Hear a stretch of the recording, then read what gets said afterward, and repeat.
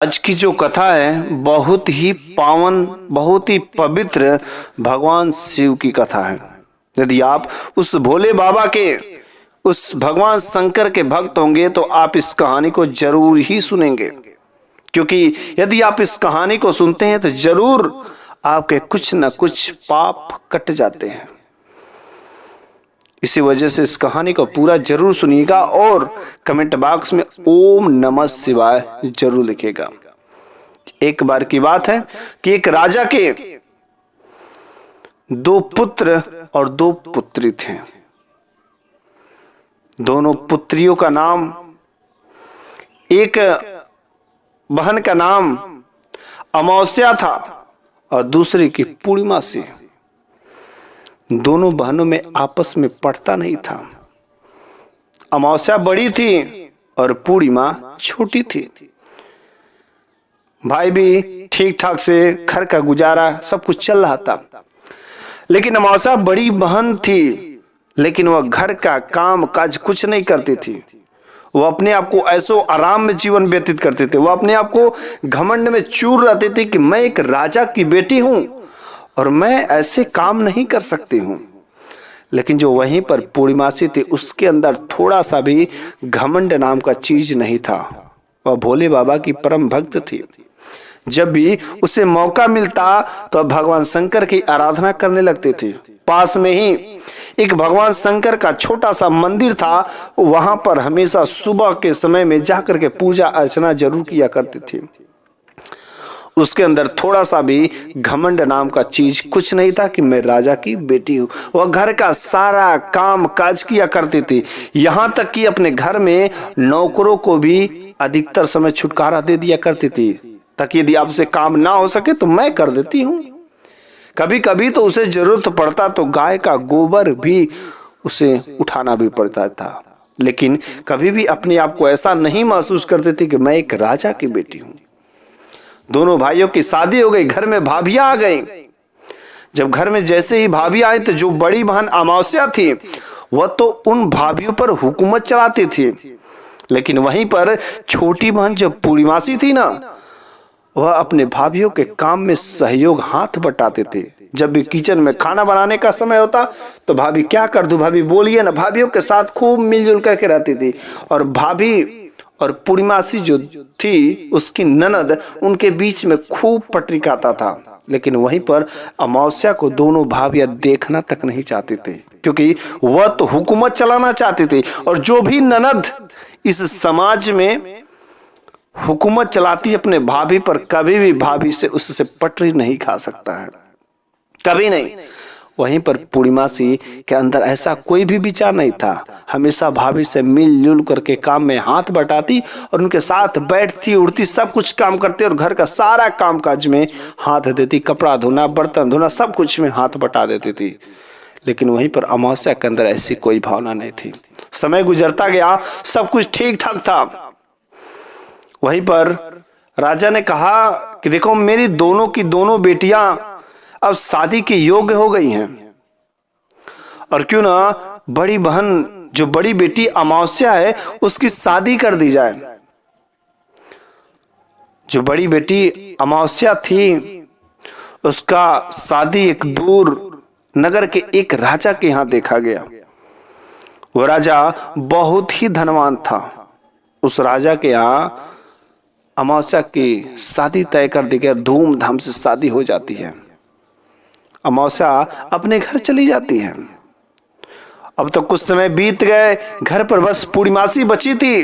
राजा ने कहा कि अब छोटी बहन, जो मेरी छोटी बेटी है, उसका भी अब शादी करना जरूरी हो गया है।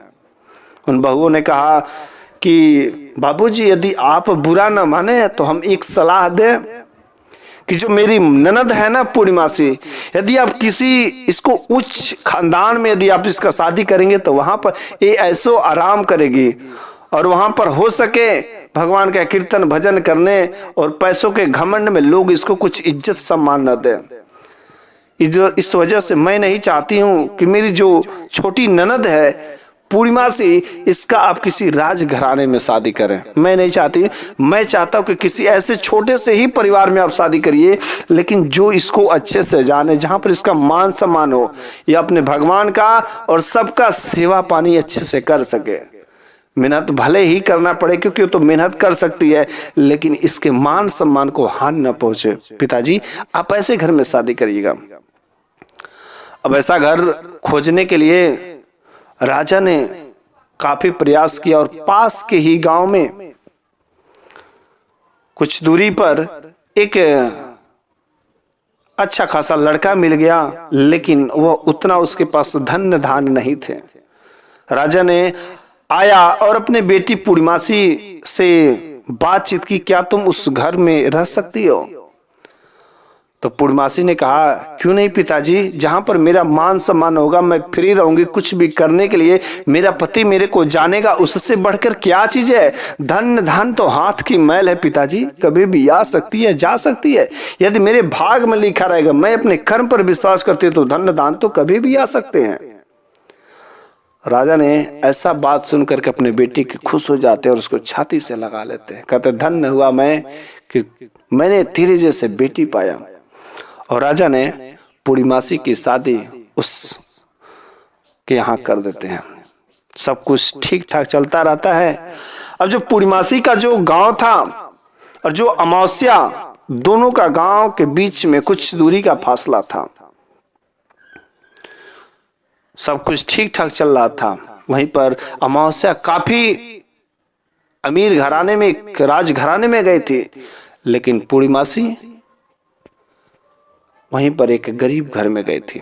अमावस्या को जब इस बात को पता चलता तो वो बहुत ही खुश होती, वाह, वो तो गरीब घर में गई, बहुत अच्छी बात है, जैसी करनी वैसी भरनी, वो हमेशा नीचे जाएगी। क्योंकि अमावस्या चाहती ही नहीं थी कभी पूर्णिमा को, लेकिन पूर्णिमा के अंदर ऐसी कोई भावना नहीं थी। सब कुछ ठीक ठाक चलता रहा। एक दिन अमावस्या ने अपने घर पर एक कुछ यज्ञ का कार्यक्रम रखती है, घर पर कुछ खाने पिलाने का। तो जैसे ही घर पर पूरा खाने पिलाने का कार्यक्रम रखती है, तो अपने पीहर के यहाँ के और अपने अगल बगल के गांव को सभी को इनविटेशन भेजती है कि आइएगा खाना खाने के लिए। लेकिन अपनी बहन पूर्णिमा के यहाँ नहीं भेजती है, कोई भी न्योता, कोई भी इनविटेशन नहीं भेजती है। उस दिन शाम के समय में सब लोग जा रहे थे, उस पूर्णिमा के गांव के भी कुछ लोग जा रहे थे। तो उसने पूछा पूर्णिमा से, क्यों, तुम्हारी बहन के यहाँ आज खाने खाना चलना, तुम नहीं चलोगी? पूर्णिमा ने कहा, मेरी बहन अमावस्या ने मेरे को न्योता ही नहीं दिया है, मेरे को इनविटेशन ही नहीं दिया, तो मैं कैसे बिना बुलाए जा सकती हूँ। लेकिन उन औरतों ने कहा, देखो अगर तुम्हारी बहन ने नहीं बुलाई है तो चलो हमारे साथ चलो, हम लोगों के साथ चलो, उसके बुलावे पर नहीं। और उनके बात मान करके जो बहन पूर्णिमा थी, गांव की महिलाओं के साथ में अपने बहन अमावस्या के घर चलती है। और जैसे ही अमावस्या के घर जाती है, अमावस्या जैसे ही पूर्णिमा को देखती है, उसका खून खौल जाता है और वहां पर उसको घोर बेइज्जती कर देती है। पूरे समाज में कहती कि क्या मैं तुमको भेजा था, कोई न्योता दिया था, क्या तुम आई हो, बिन बुलाए क्यों आई हो, तुमको नहीं आना चाहिए, मेरा घर अपवित्र हो गया, मेरा सब कुछ बर्बाद हो गया, तुम क्यों आई हो? मुंह उठा के चली आई हो कि खाना खाने को नहीं होगा तो चल कम से कम खाना ही खा लेंगे। लेकिन ये सब चीजें सुनकर उसके आंखों में आंसू भर जाते हैं, इतना घोर बेइज्जती। अब तो कहती कि अच्छा चल ठीक है, तू आ ही गई है तो जा, तू घर के एक कोने में बैठ जा और कहीं पर घूमना मत, वहीं पर जो अपना मर्जी करे वो करना, लेकिन घर में घूमना मत। और ये सोचो कि मैं तुम्हें खाना दूंगी तो खाना नहीं दूंगी, तू गरीब है, गरीबी रहेगी जिंदगी भर। ऐसी बातें कह करके वो पूर्णिमासी घर के एक कोने में बैठ करके आंसू बहाती है। उसको बैठे बैठे सोचती, करे तो करे क्या, कुछ ना याद आता, कुछ ना समझ आता उसको, बस भोले बाबा का नाम लेना शुरू कर देती, ओम नमः शिवाय, बस सुनकर कीर्तन भजन करने लगती है। जब सब लोग खाना खा लेते हैं, खाना खाने के बाद सब लोग अपने अपने घर को प्रस्थान करते हैं। उसकी बहन पूर्णिमा भी अपने गांव वाली महिलाओं के साथ दुखी मन से वापस चली जाती है। अब उसे याद आता है क्योंकि काफी दुखी हो गई रहती है। तो दुख का कोई सहारा चाहिए, तो उसे याद आता है कि क्यों ना अपने पीहर में चल चलते थोड़ा सा भाभीियों के साथ हम मिलजुल करके बैठ लेंगे, तो शायद मेरा जो दुख है कुछ जो है कम हो जाएगा, क्योंकि भाभियां तो है मेरा दुख सुन सकती हैं। इस बात को सोच करके घर पर आती है और अगले दिन प्लान बनाती है कि मैं अपने पीहर जाऊंगी भाभीियों से मिलने। अपने पति और बच्चों को खाना खिला करके सब कुछ तैयार करके और पति से अपने माता जी से परमिशन ले लेती कि मैं अपने पीहर जाऊंगी भाभीियों से मिलने। अपने पीहर अपने ससुराल में अपने पति से अपने सासू माता से कुछ नहीं बताती है कि मेरे साथ ऐसा हुआ है, बस प्लान बना लेती कि मेरे को पीहर जाना है। पति ने आज्ञा दे दी और माता जी ने भी आज्ञा दे दी और चलती है अपने पीहर भाभी से मिलने। जैसे घर से निकलती तो कुछ दूर पर एक तुलसी माता का स्थान रहता है और वहां पर एक बूढ़ी औरत बैठी रहती है। वो बूढ़ी औरत काफी दुखी आवाज में बोलती है, बेटी अरे कौन जा रही हो, कोई जा रहा है तो सुनो बेटी। तो बोलती, बोलिए माँ जी क्या बात है। अरे तो कौन हो। बोलती, मैं पूर्णिमा हूँ, बताइए क्या दिक्कत है, क्या परेशानी है। वह बूढ़ी माँ बोलती है, बेटी यह जो मेरा चबूतरा है ना, काफी दिनों से इतना तेज धूप हो रहा है, यह काफी गर्म हो गया। अगर 2 बाल्टी पानी फेंक करके इसके धो देती तो ठंडा हो जाता, शीतलता प्राप्त हो जाती। बेटी कहती है, कोई बात नहीं माता जी, हम कर देती हैं। और पूरी माँ 2 बाल्टी पानी उठाकर उसे अच्छे से उस तुलसी माता के चबूतरे को धुल देती है और वहां से चलती है। बूढ़ी माता कहती है कि बेटी जब तुम उधर से आना तो मेरे से जरूर मिलना। फिर से आगे कुछ दूरी पर जाती हैं, तब तक एक भोले बाबा का मंदिर पड़ जाता है। जैसे भोले बाबा का मंदिर पड़ता है, उस मंदिर के बाहर एक बूढ़ा, एक बुजुर्ग जो 80-90 साल महज एक लाठी लेकर के बैठा हुआ, बहुत ही गंदा कपड़ा में पहना हुआ, काफी कहरते हुए आवाज में कहता, अरे कौन जा रहा है। वह बेटी बोलती है, बोलिए बाबा जी क्या बात है, मैं पूर्णिमा हूं। वह बाबा बोलते हैं, बेटी मेरे कपड़े काफी गंदे हो गए हैं, गंध दे रहे हैं, और मेरा जो ये मंदिर का स्थान है ना काफी गंदा हो गया, कोई धूला नहीं धुल देती तो बड़ी ही कृपा होती। अब तो वह भोले बाबा की परम भक्त थी और भोले बाबा का सेवा करने में कैसे वह पीछे हट सकती है। वह तुरंत कहती है, बाबा आप चिंता मत करिए, बस आपने कह दिया मैं कर देती हूँ, ये तो भोले बाबा का सेवा करना हमारा परम कर्तव्य है। और वह तुरंत भोले बाबा के मंदिर को अच्छे से साफ करती है और जो उस बूढ़े बाबा रहते उनके कपड़े निकाल करके अच्छे से धुल धाल करके सुखा करके उनको पहना करके आगे फिर से चल देती है। बूढ़े बाबा कहते हैं, बेटी जब तुम उधर से वापस आना तो मेरे से जरूर मिल के जाना। आगे कुछ दूरी पर चलती है, तब तक एक काली माता का भी मंदिर मिलता है और वहां पर भी एक बूढ़ा बुजुर्ग बूढ़ी माता वहां पर दुखी अवस्था में बैठी रहती है और कहती, कौन जा रही है। वो कहती है, माता जी मैं पूर्णिमा हूं, बोलिए क्या बात है। वहां पर भी ठीक वही उस माता ने कहा, मेरे मंदिर को धुले हुए काफी दिन हो गए, यहाँ का जो चुंदड़ी है काली माता के, इस काली माता के चुंदड़ी को किसी ने धोया नहीं है। एक बार अगर तुम बेटी धुल देती और मंदिर को साफ कर देती तो बड़ी माता जी की कृपा तुम पर लगती। और बेटी ने उस पूर्णिमा ने एक बार भी आगे पीछे नहीं सोचा और तुरंत फटाफट उस माता जी के मंदिर को और चुंदड़ी को भी अच्छे से धुल करके फिर से पहना दिया। माता ने कहा कि बेटी जहां पर भी जा रहे हो तुम्हारा काम सफल हो, लेकिन जब तुम वापस आना तो मुझसे मिल करके जरूर जाना। पूर्णिमा आगे चलती है तो जब अपने पीहर जाती है तो पीहर जाते समय रास्ते में नदी पड़ता है और नदी काफी उसमें उफान में थी। वो देखती है तो सोचती है आखिर मैं इस नदी को पार कैसे करूंगी, बड़ी ही चिंतित अवस्था में रहती है। एक साइड में देखती है कि काफी कूड़ा लगा हुआ और वहां पर एक बूढ़ी महिला बैठी हुई रहती है। वह बूढ़ी महिला कहती कि बेटी तुम क्या सोच रही हो। तो पूर्णिमा कहती है कि मेरा जो पीहर है इस नदी के उस पार है और मेरे को उस पार जाना, कैसे जाऊंगे। तो वह बूढ़ी महिला कहती बेटी अभी एक नाव आएगी, लेकिन तब तक यदि तुम ये जो कूड़े लगे हैं ना नदी में, इस नदी में काफी लोग गंदगी कर देते, यदि थोड़े कूड़े यदि साफ करवा देती जो किनारे लगे हुए हैं तो बड़ी अच्छी बात है। सब लोग फेंक देते और हम लोग थोड़ा सा नदी को साफ कर देते तो ये जो गंगा माता है खुश हो जाती। तो उस पूर्णिमा ने उस बूढ़ी माता के साथ मिलकर के वहां के जो कूड़े लगे हुए थे उस सब को साफ करवा देती है। और साफ करवाने के बाद कहती कि बेटी देखो वहां पर एक फूलों की नाव लगी होगी, उस नाव में तुम बैठ करके आराम से तुम जहां कहोगी वहीं पर चले जाएगी। और पूर्णिमा उस नाव में बैठती है, फूलों की बनी हुई नाव में, और बैठती है और उस बूढ़ी माता को प्रणाम करती है। कहती माता जी बहुत बहुत धन्यवाद। वह बूढ़ी माता कहती कि जब तुम उधर से वापस आना एक बार बस गंगा माता को आह्वान करना और नाव के लिए बुलावा करना, और नाव फिर से तुम्हारे लिए आ जाएगी और तुम इधर आ जाना और इस साइड आकर के एक बार मेरे से मिल करके जरूर जाना बेटी, मैं तुम्हारा इंतजार करूंगी। वह पूर्णिमा उस नाव में बैठ करके चली जाती है अपने पीहर। जैसे ही पीहर में जाती है, भाभिया जैसे ही अपनी उस ननद छोटी ननद पूर्णिमा को देखती है खुशी से फूलाना समा जाता है। दोनों के दोनों भाभिया पूर्णिमा को गले से लगा लेती हैं, दिल से लगा लेती। कहती बहन मैं कितने दिनों से आपका ही तो इंतजार कर रही थी ननद, और बहुत दिनों से भाभी और ननद दोनों मिल करके पूर्णिमा काफी खुश होते हैं।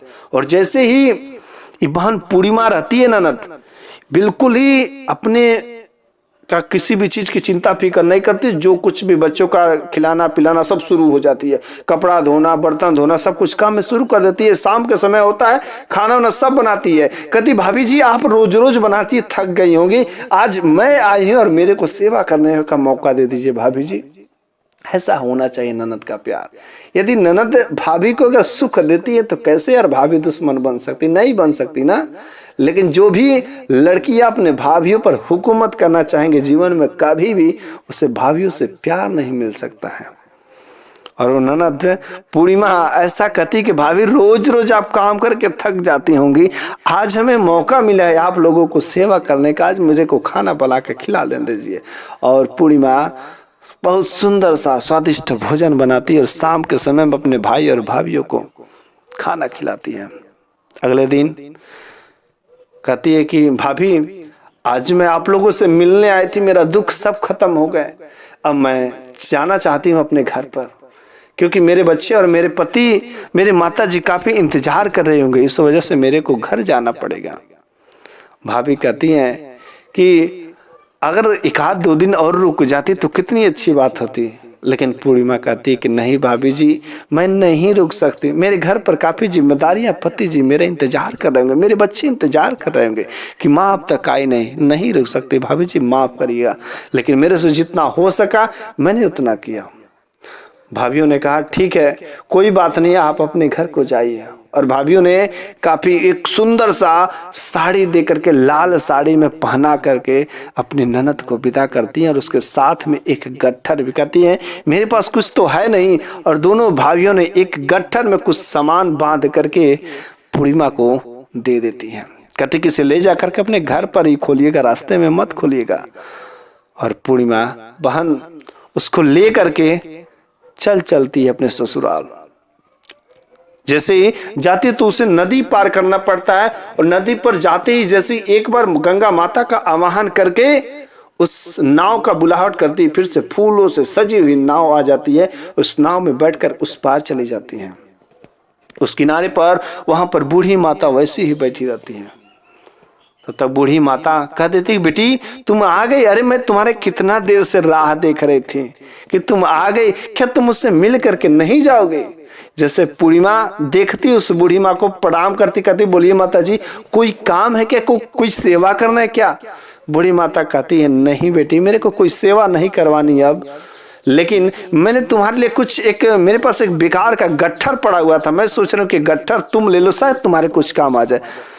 वह गट्ठर जो है जैसे उस बूढ़ी माता ने देती है पूर्णिमा ले लेती है, छोटा सा गट्ठर लेके चल पड़ती है।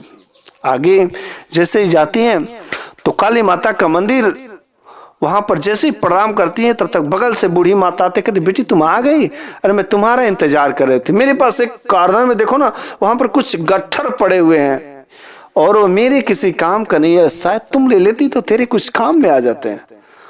और उस काली माता के स्थान से भी एक गट्ठर मिल गया। अब तो एक ससुराल का, एक पीहर का गट्ठर, एक गंगा माता का गट्ठर और तीसरा काली माता का गट्ठर। गट्ठर बड़ा हो गया। उसने क्या किया कि तीनों गट्ठर को बड़ा बना करके और सर पर ले लिया। आगे चली तो भोले बाबा का मंदिर, वहां पर भी वो बुजुर्ग आदमी इंतजार कर रहे थे।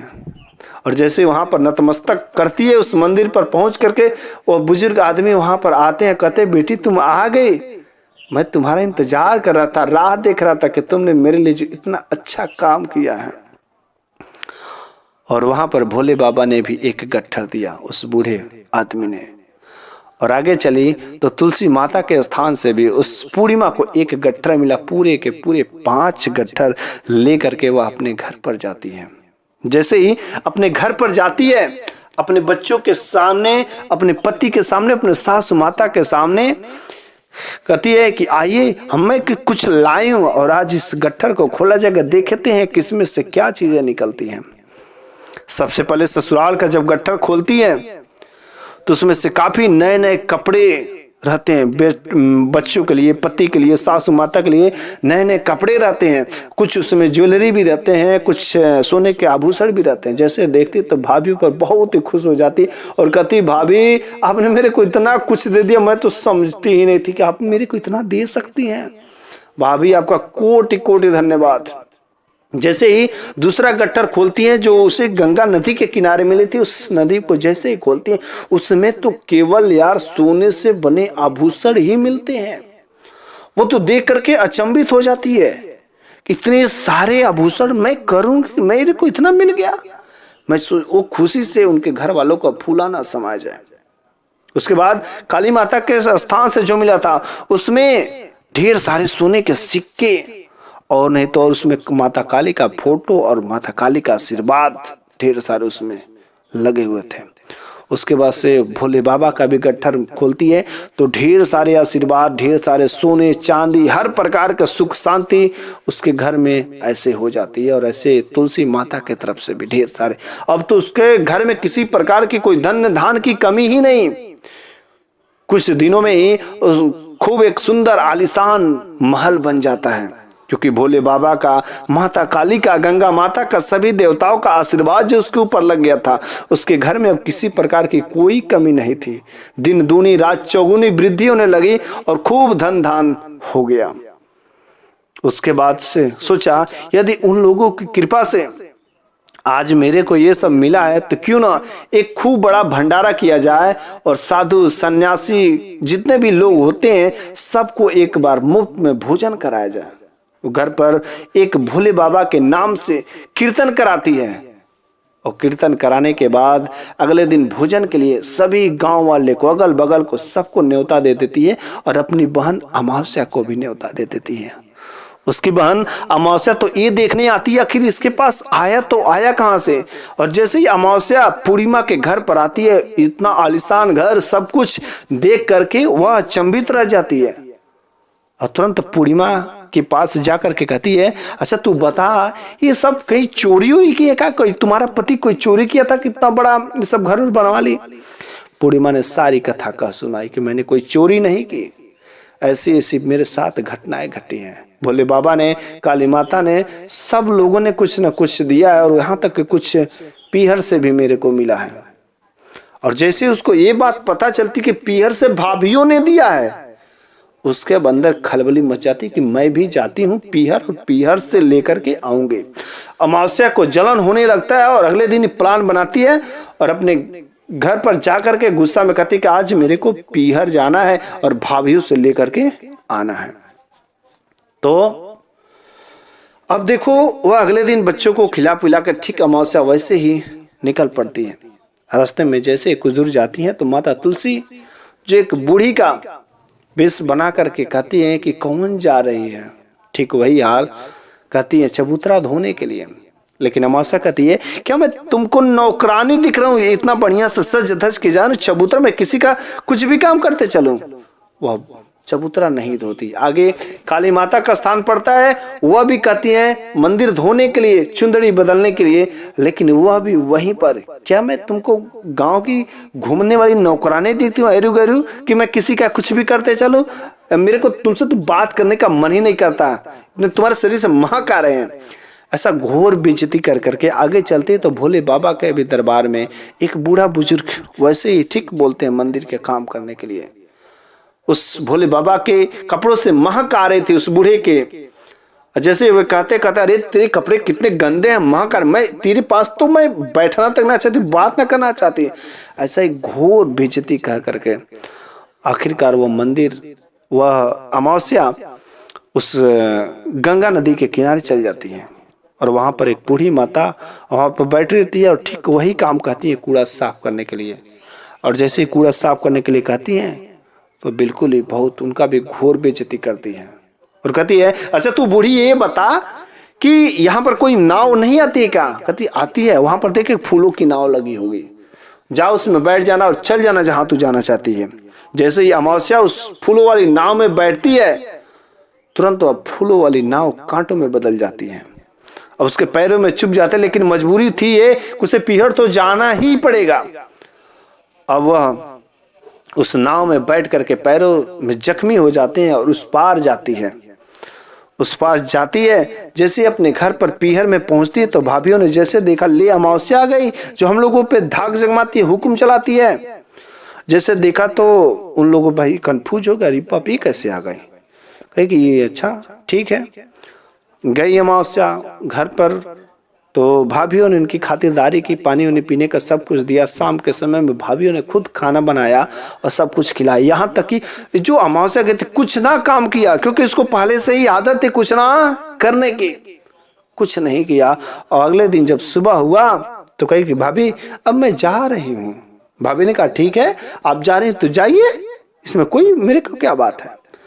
तो अमावस्या ने कहा आप लोग हमको कुछ देंगे नहीं? पूर्णिमा का तो बहुत कुछ दी थी, मेरे को नहीं कुछ देंगे। कहते आप यदि हम दे भी दें तो आप जो है ले जा नहीं पाएंगे ना, क्योंकि आप बहुत सेंसिटिव, उतना बोझ नहीं ले जा सकते, आप जाइए हम घर पर भिजवा देंगे।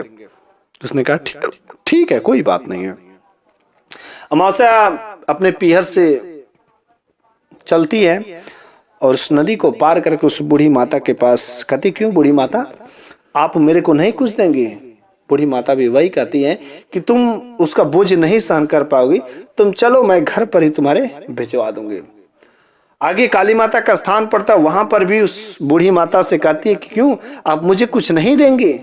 बूढ़ी माता वही जवाब देती है कि क्यों तुम तो बोझ नहीं सह पाओगे, तुम चलो घर पर ही मिल जाएगा। ठीक वैसा ही रिप्लाई भोले बाबा के भी मंदिर से और तुलसी माता के भी मंदिर से वही मिलता है। जैसे अमावस्या अपने घर पर पहुंचती है तो घर के आंगन में 5 गट्ठर दिखते हैं। ससुराल गंगा माता, काली माता, भोले बाबा और तुलसी माता के 5 गट्ठर दिखते हैं। जैसे ही गट्ठर वह खोलती है तो किसी में कूड़ा कपड़ा निकलता है, तो किसी में मिट्टी निकलता है, किसी में कंकड़ पत्थर निकलता है, किसी में राख निकलता है, किसी में फटे पुराने कपड़े निकलते हैं। मतलब जिसके कुछ भी सब में सब बददुआ ही निकलती है। अब तो वो गुस्सा में आकर के पूर्णिमा के घर जाती है, कहती देख तूने जो काम किया था मैंने भी वही किया, लेकिन मेरे में तो कंकड़ पत्थर मिट्टी फटे पुराने कपड़े गंदे मैल ये सब चीजें, आखिर ऐसा क्यों हुआ? मेरे साथ क्यों ऐसा बेईमानी हुआ? मेरे को उन लोगों ने क्यों नहीं दिया? जैसे ही अमावस्या ने कहा तो पूर्णिमा बहन ने कहा कि अक्सर तुम बताओ इधर से जाते हो तो क्या वे लोग मिले थे? उसने कहा हाँ मिले थे, कुछ उन लोगों ने कहा था करने के लिए। हाँ कहा था करने, क्या तुमने की थी? अमावस्या ने कहा नहीं, मैं क्या नौकरानी दिख तू जो मैं उन लोगों को बूढ़े बुजुर्गों को मैं काम करूंगी? जब तू नौकरानी नहीं बन सकती, जब तू झुक नहीं सकती तो वे लोग तेरे को कैसे दे सकते हैं? कभी नहीं देख सकते हैं। तुमको अगर कुछ पाना है तो झुकना ही पड़ेगा, सेवा करना सीखो। भाभीियों ने तुमको क्यों नहीं दिया? क्योंकि भाभीियों के साथ तुमने कभी सेवा पानी नहीं की, कभी उनकी सहायता नहीं की, हमेशा उन लोगों पर हुकूमत चलाने सीखी। इस वजह से भाभीियों ने तेरे से अच्छे से बात भी नहीं करना चाहती हैं। और रही बात तू हमेशा अपने घमंड में चूर रहती, दया नाम की चीज तेरे में कुछ नहीं है। जब तक तू दयावान नहीं बनेगी दूसरों के दुख दर्द को नहीं समझेगी, तब तक तेरे ऊपर भगवान की कृपा नहीं हो सकती। जैसा कि देख मेरे को, मैं हमेशा भोले बाबा का, हमेशा शिव कथा शिव कीर्तन हमेशा किया करती हूँ, जिसकी वजह से भोले बाबा की कृपा हमेशा मेरे पास, मेरे ऊपर लगी रहती। तुम कहीं भगवान का कीर्तन भजन कुछ नहीं करती हो। और आज मैं गरीब घर में थी और आज तेरे से बड़ी आलिशान घर में हूँ, और तू एक अच्छा खासा आलिशान घर में थी, लेकिन धीरे धीरे तेरी कंडीशन अब खराब हो रही है। अभी भी समय है बहना, भोले बाबा के भजन कीर्तन में लग जाओ, तुम्हारी सब मनोकामनाएं धीरे धीरे पूरी हो जाएंगी।